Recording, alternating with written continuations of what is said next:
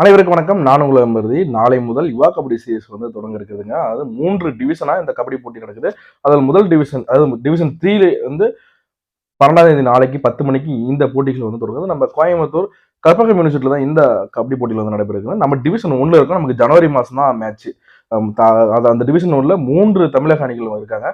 ஒன்று பழனி டஸ்கஸ், நம்மளதே தெரியும், யுவா kabaddi series already விளையாடிய டீம். அதுக்கு அடுத்து கற்பகம் ரைடர்ஸ், கற்பகம் யூனிவர்சிட்டியோட டீம் தான் கற்பகம் ரைடர்ஸ் விளையாடுறாங்க.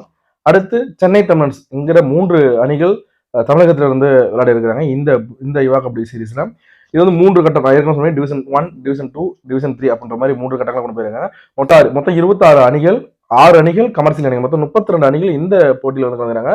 அது டிவிஷன்ல ஒவ்வொன்றும் டீம் வின்னர் ரன்னர்லாம் டீம் எடுத்து கடைசி ஃபைனல்ல நடக்கும் போது நடைபெற இருக்கும். இது முழு தகவலை நான் அடுத்தடுத்த காணொலியில பகிர்ந்துக்கிறேன். அது ஒரு அணியோ 2 அணியோ கன்ஃபார்மா தெரியல. வின்னர் ரன்னர் 2 அணிகளும் கலந்துக்குவாங்க. அதுல கடைசியில கமர்ஷியல் டீமோட மோதுவாங்க. மொத்தம் அவங்க 6 டீம், இது 6 டீம், மொத்தம் 12 டீம்.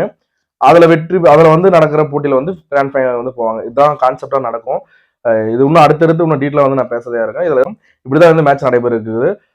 நாளை முதல் காலை 10 மணிக்கு இந்த கபடி போட்டி தொடங்குதுங்க. ஆல்ரெடி ப்ரோ கபடி போயிட்டு இருக்கு. இந்த இடையில இப்ப யுவா கபடி சீரிஸும் நடைபெற இருக்கிறது. வீரர்கள் அனைவரும் சிறப்பாக விளையாட காத்திருக்காங்க. என்னென்ன யூடியூப் சேனல்ல லைவ் வரும் அப்படின்றத நாளை முதல் தெரிஞ்சிடும். நான் அந்த என்ன லிங்க் இருந்தாலும் நான் அடுத்த வீடியோல உங்களுக்கு பார்க்குறேன். எந்தெந்த சேனல்லாம் லைவ் போடுறாங்கன்னு. மேக்ஸிமம் நம்ம சேனல்லையும் லைவ் வரும் யூடியூப்ல அப்படின்னு நான் எதிர்பார்க்கிறேன்.